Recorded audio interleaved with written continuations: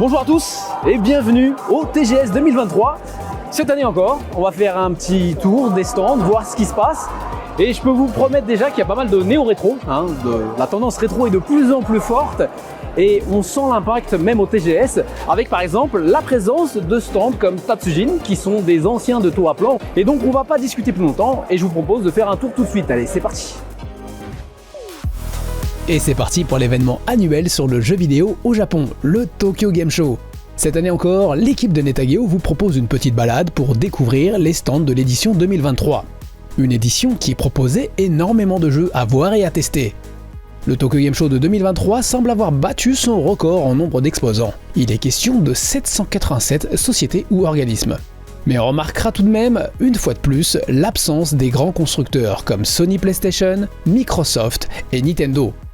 Les grands éditeurs japonais ont répondu présent, et les jeux indépendants affirment de plus en plus leur présence. Cette fois-ci, à la différence de l'an dernier, le Tokyo Game Show s'étendait sur l'ensemble des halls du parc des expositions de Makuhari Messe. Plein de jolis stands à ne plus savoir où donner de la tête. Comme d'habitude, le salon a duré 4 jours, avec 2 jours réservés aux professionnels et 2 jours ouverts au grand public.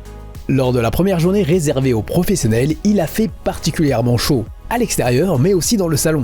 On avait l'impression d'être dans un sauna. Et oui, cette année, même en fin septembre, on continue à avoir des journées qui dépassent les 30 degrés sur Tokyo. Bref, ce fut 4 jours sportifs, mais on a pu tourner plein de choses et donc plein de choses à vous montrer. Et on commence tout de suite notre visite par le cœur du salon, les halls de 4 à 6 où étaient regroupés les grands éditeurs japonais, à commencer par Sega. On y retrouve les licences phares de l'éditeur, Sonic, Like a Dragon et Persona. Un stand imposant avec en son centre une scène plus large où ont eu lieu plusieurs représentations. Entrons par le coin Sonic Superstars. Avec Sonic, Tails, Amy, Knuckles, les 4 stars de ce nouveau Sonic pour nous accueillir. Ici un joli t-shirt que l'on pouvait obtenir avec une preuve de réservation du jeu. Ah bah j'avais pas vu venir le coup, car j'aurais bien voulu récupérer ce t-shirt. Voici l'espace où on pouvait tester Sonic Superstars. On remarquera les masques des personnages du jeu portés par le staff, des masques qui étaient offerts pour ceux qui avaient testé le jeu sur le stand. Sonic Superstar est un jeu en 2.5D, donc un jeu au graphisme 3D mais qui se joue fondamentalement comme un Sonic en 2D. On a des graphismes colorés qui cherchent à reprendre l'essence graphique des premiers Sonic sur Mega Drive, et je trouve le résultat plutôt agréable. Ce jeu nous permet de contrôler Sonic, Tails, Amy et Knuckles, chacun ayant leur particularité. Par exemple, Tails peut voler. Et comme l'avait fait New Super Mario Bros. Pour Wii, sorti en 2009, ce Sonic permet de jouer à 4 en même temps. Il sera même possible de s'entraider. Par exemple, Tails peut soulever d'autres personnages. Le jeu dispose aussi d'un mode battle permettant de s'affronter en local jusqu'à 4 joueurs et jusqu'à 8 joueurs online. Ce mode battle se compose généralement de 3 rounds avec des missions aléatoires. Et quand je dis missions, ce sont des stages avec des objectifs différents. Par exemple des stages bourrés de pièges, où il faudra rester en vie le plus longtemps. Des stages de combat, où l'on s'affronte à base de beams électriques. Des stages en mode course, où il faut arriver le premier. Et des stages où il faut récupérer le plus d'objets. Sonic Superstars devrait sortir pour le 17 octobre 2023. Et je suis en train de me dire que pour cette année, on aura un nouveau Sonic, mais aussi un nouveau Mario. Sur la gauche du stand, une démo jouable de Endless Dungeon. C'est un roguelike shooter qui permet de jouer solo ou en coop jusqu'à 3 joueurs en même temps. Le but du jeu est d'atteindre le noyau d'une station spatiale abandonnée. Pour y parvenir, nous avons besoin de l'aide de notre robot cristal, qui n'est pas très résistant. Il faut le protéger en particulier lorsque des vagues d'ennemis surgissent. Et pour ce faire, on peut utiliser des tourelles de défense, apportant une dimension stratégique au gameplay. Le jeu ne semble pas simple et on risque de crever en boucle. Ah, c'est roguelike. Endless Dungeon devrait être disponible à partir du 19 octobre. On repasse devant la bande à Sonic pour poursuivre sur la droite du stand avec la partie Like a Dragon Gaiden, The Man Who Erased His Name. Tout d'abord un petit coin, ambiance Kabakura, une sorte de cabaret club où des hôtesses et des hostes servent des boissons. Pour ceux qui connaissent bien le Japon ou pour ceux qui connaissent bien la série Like a Dragon, anciennement appelée Yakuza, je pense que j'ai pas besoin de vous faire un dessin. Mais saviez-vous que le terme Kabakura est un mot composé de cabaret et club? Quand on est passé, malheureusement, il n'y avait pas d'hôtesse dans ce coin. Mais bon, on n'est pas là pour ça, on est là pour le jeu, que l'on pouvait tester dans cet espace. Ce nouveau Like a Dragon met en avant un Kiryu différent, devenu agent secret pour protéger les siens. Pour ceux qui ne sont pas trop RPG, rassurez-vous, ce titre reprend les concepts de combat de la série, la castagne pure et dure. En plus du mode de combat style Yakuza, Kiryu peut désormais se battre en mode agent secret, disposant de gadgets pour neutraliser ses adversaires à base de drones et autres explosifs. On remarquera aussi un mode Team Battle permettant de composer une équipe pour affronter des ordres d'ennemis. Graphiquement c'est propre. J'allais dire que c'est dans la lignée de la série sans être révolutionnaire. Bon, j'ai tendance un peu à bloquer sur les phases en mode vidéo dans les Kabakura, ce qui est sûrement encore un bon prétexte pour le staff pour passer du temps avec des jolies filles et les filmer. Oui, comme vous le savez, cette série contient plein de petits jeux, et ce titre ne semble pas faire exception. Point important pour les rétro gamers, il sera possible de jouer à Daytona USA 2. Sorti en arcade en 1998, ce jeu n'avait jamais été porté sur console. Il sera renommé Sega Racing Classic 2 pour des raisons de droit. Like a Dragon Gaiden, The Man Who Erased His Name est prévu pour le 9 novembre 2023.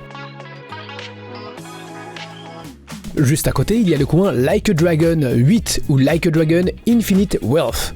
Comme l'épisode précédent, c'est un RPG avec pour personnage principal Ichiban Kasuga. Mais cette fois, l'aventure ne se déroule pas qu'uniquement à Yokohama, mais aussi à Hawaï, comme on peut le constater dans les vidéos de promotion ou avec la démo disponible sur le stand. L'autre particularité de ce volet est la participation de Kazuma Kiryu, avec son nouveau look. Kazuma a la possibilité de passer en mode action pour cogner ses adversaires comme dans les Like a Dragon classiques. Ce jeu semble être encore bien barré, avec des jobs comme Cowboy ou Tropical Dancer. C'est encore plein de mini-jeux et on retrouve des jeux d'arcade comme Get Bass. Get Bass que j'ai toujours sur Dreamcast avec la canne à pêche. Like a Dragon Infinite Wealth est prévu pour le 21 janvier 2024. Quand je pense que je n'ai toujours pas eu le temps de finir le set.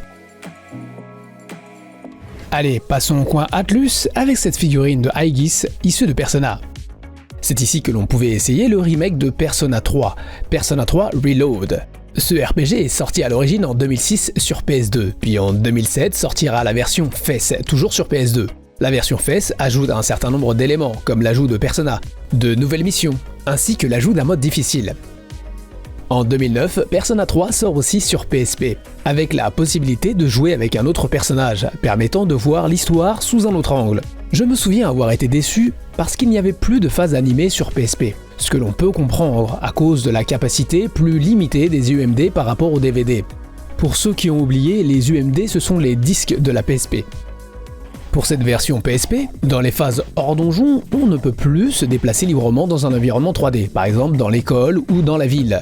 Cela a été remplacé par des images, ce qui fait que la mise en scène n'est plus la même. La version PSP bénéficie d'un remaster que l'on avait présenté lors du Tokyo Game Show de 2022. C'est une version HD qui ne fait que monter la résolution graphique du jeu. Ce remake est disponible sur le Xbox Game Pass. Persona 3 Reload quant à lui est un vrai remake, revu sur de nombreux points.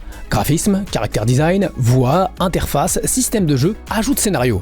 Et là, la différence graphique est claire et nette. Même les proportions des personnages ont été revues. Cette version permet aussi de switcher entre les personnages durant les combats.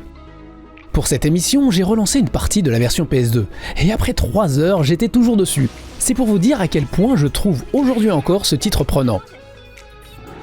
Pour ceux qui ont du mal avec les anciennes versions, eh bien c'est peut-être l'occasion de découvrir ce titre dans une version moderne. Sur la scène du stand, on pouvait apprécier une chorégraphie de danseurs en cosplay de personnages de Persona 3. Ici est exposée une édition limitée pour PS5 avec un brassard et une figurine d'Aegis. Persona 3 Reload est prévu pour février 2024. On continue dans la partie Atlus avec Persona 5 Tactica et la mascotte Morgana pour égayer le stand. Persona 5 n'est clairement pas un simple épisode dans la série, mais une licence à part entière, bénéficiant de plusieurs titres avec différentes variantes dans le genre RPG. Un RPG plus orienté action avec Persona 5 Scramble, un donjon crawler avec Persona Q2 sorti sur 3DS, et c'est prochainement un tactique RPG qui va débarquer, Persona 5 Tactica. Dans ce jeu, les protagonistes de la série se retrouvent dans un étrange univers. Ce jeu utilise un principe de damier pour déplacer les personnages. Il faudra faire aussi attention à son environnement, pour par exemple se mettre à couvert. On retrouve bien sûr bien des concepts de Persona dans le système de jeu. Une fois de plus, un chouette caractère design. Oui, je sais, je suis en train de la faire courte car je n'ai pas envie de rentrer dans les explications d'un système de jeu tactique. Bref, ce Persona 5 Tactica est prévu pour le 17 novembre.